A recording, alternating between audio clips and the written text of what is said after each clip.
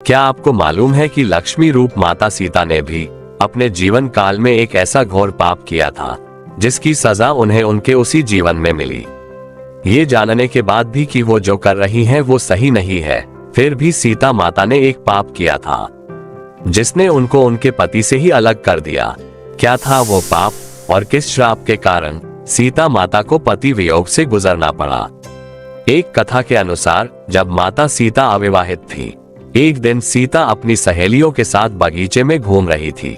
वहां उन्हें एक तोते का जोड़ा दिखाई दिया जो बहुत ही खूबसूरत था। उनकी नजर तोते के जोड़े पर पड़ी। ये जोड़ा आपस में कुछ बातें कर रहा था। तोते के जोड़े को आपस में बातें करते देख माता सीता के अंदर जिज्ञासा उत्पन्न हुई कि ये दोनों क्या बातें कर रहे होंगे। जिसके बाद माता सीता तोते के उस जोड़े के पास गई और उन्होंने सुना कि ये जोड़ा सीता माता और उनके पति यानी कि भगवान राम के बारे में बात कर रहा है। पृथ्वी पर श्री राम नाम से विख्यात एक बड़े सुंदर राजा होंगे। उनकी महारानी का नाम सीता होगा। श्री राम सीता के साथ कई वर्षों तक राज्य करेगी। धन्य है वे जानकी देवी और धन्य है वे श्री राम। तोते की ऐसी बातें सुनकर सीता ने सोचा कि ये दोनों तो मेरे ही बारे में बातें कह रहे हैं। इन्हें पकड़कर मैं इनसे अपने जीवन से जुड़ी सारी बातें पूछ सकती हूँ। इसीलिए उन्होंने अपनी सहेलियों से उन दोनों पक्षियों को पकड़कर लाने को कहा। उनकी सहेलियां गईं और दोनों पक्षियों को पकड़कर ले आई। माता सीता उन पक्षियों से कहती है, तुम दोनों बहुत सुंदर हो, देखो, डरो नहीं, मैं तुम्हें कोई नुकसान नहीं पहुंचाऊंगी। तुम बस मुझे ये बताओ कि तुम कौन हो और कहां से आए हो। राम कौन है और सीता कौन है, तुम्हें उनके बारे में कैसे पता है? माता सीता के पूछने पर दोनों पक्षी बताते हैं कि एक बहुत विख्यात महर्षि वाल्मीकि है। हम दोनों उन्हीं के आश्रम में रहते हैं। महर्षि ने रामायण नाम का एक ग्रंथ लिखा है जिसका पाठ उन्होंने अपने शिष्यों को भी कराया है। उन पक्षियों ने सीता को ये भी बताया कि इस ग्रंथ में महर्षि वाल्मीकि ने बताया है कि महर्षि ऋष्यशृंग के द्वारा किए गए पुत्रेष्टि यज्ञ से प्रसन्न होकर भगवान विष्णु, राम, लक्ष्मण, भरत और शत्रुघ्न ये 4 मानव शरीर धारण कर पृथ्वी पर जन्म लेंगे। बड़े होने पर श्री राम महर्षि विश्वामित्र और अपने छोटे भाई लक्ष्मण के साथ हाथ में धनुष लिए मिथिला आएंगे और शिव जी के धनुष को तोड़कर सीता से विवाह करेंगे। फिर उस पक्षी के जोड़े ने कहा, हे सुंदरी, हमने तुम्हें सब कुछ बता दिया, अब हमें छोड़ दो, हम जाना चाहते हैं। पक्षियों की बातें सुनकर माता सीता के मन में और भी बातें जानने की इच्छा हुई। उन्होंने उन दोनों से पूछा कि राम कहाँ होंगे, वे किसके पुत्र हैं, कैसे वो मिथिला आकर जानकी से विवाह करेंगे। नर तोता बोला कि श्री रामचंद्र का मुख कमल के समान सुंदर, नेत्र बड़े बड़े और खिले हुए, नासिका ऊंची, पतली भुजाएं घुटनों तक, गला शंख के समान होगा। मैं उनका क्या वर्णन करूं, जिनके गुणों का बखान सो मुख वाला भी नहीं कर सकता। दोनों पक्षी कहते हैं कि जानकी देवी धन्य है जो जल्द ही रघुनाथ जी की पत्नी बनकर उनके साथ कई वर्ष तक राज करेगी। लेकिन तुम कौन हो देवी? पक्षियों की बातें सुनकर सीता ने कहा कि जिसे तुम लोग जानकी कह रहे हो वो मैं ही हूँ।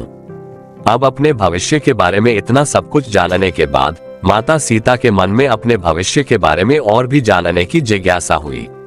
जिसके बाद माता सीता ने तोते के उस जोड़े को बंदी बनाकर पिंजरे में डलवा दिया और माता सीता उन्हें कहती हैं कि मैं तुम दोनों को तब ही छोड़ूंगी जब श्री राम यहाँ आकर मुझसे विवाह करेंगे। तब तक तुम दोनों आराम से मेरे घर में रह सकते हो। हर दिन मैं तुम्हारे लिए स्वादिष्ट भोजन लाऊंगा। ये सुनकर मादा तोता जानकी से कहती कि हम वन के पक्षी हैं, हमें घर में सुख नहीं मिलेगा। मैं गर्भवती हूँ, मुझे जाने दो, मैं अपने स्थान पर जाकर बच्चे पैदा करूंगी। आप चाहें तो उसके बाद फिर से यहाँ आ जाऊंगी। उसके कहने पर भी सीता जी ने उसे नहीं छोड़ा। तब उसके पति यानी नर तोते ने कहा, सीता, मेरी पत्नी को छोड़ दो, वो गर्भवती है। जब ये बच्चों को जन्म दे देगी तब उसे लेकर मैं फिर तुम्हारे पास आ जाऊंगा।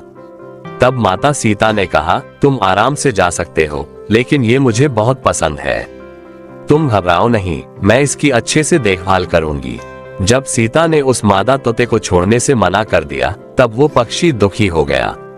पक्षी दोबारा सीता जी से निवेदन करता है कि मैं अपनी पत्नी के बिना जिंदा नहीं रह सकता, इसलिए इसे छोड़ दो माता सीता।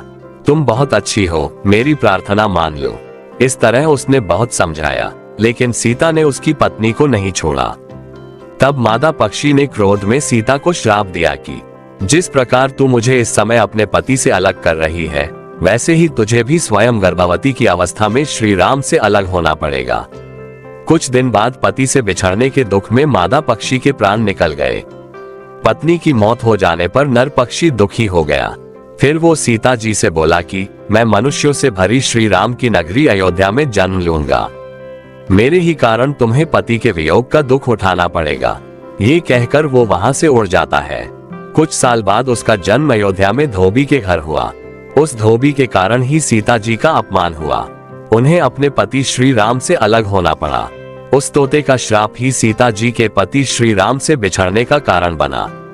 इसीलिए जब माता सीता गर्भवती थी तो उन्हें भी पति से दूर वन में रहना पड़ता है। आपने अक्सर लोगों को कहते सुना होगा कि हमें हमारे कर्मों का फल हमें यही मिलता है। इस कहानी से ये बात सिद्ध भी हो जाती है कि कर्म के फल से कोई भी नहीं बच सकता, फिर चाहे वो भगवान राम हो या सीता। सभी को अपने कर्मों को फल भोगना पड़ता है। अगर आपको ये वीडियो पसंद आया तो और भी ऐसे भक्ति और ज्ञान संबंधी वीडियो देखने के लिए हमारे चैनल को सब्सक्राइब करें।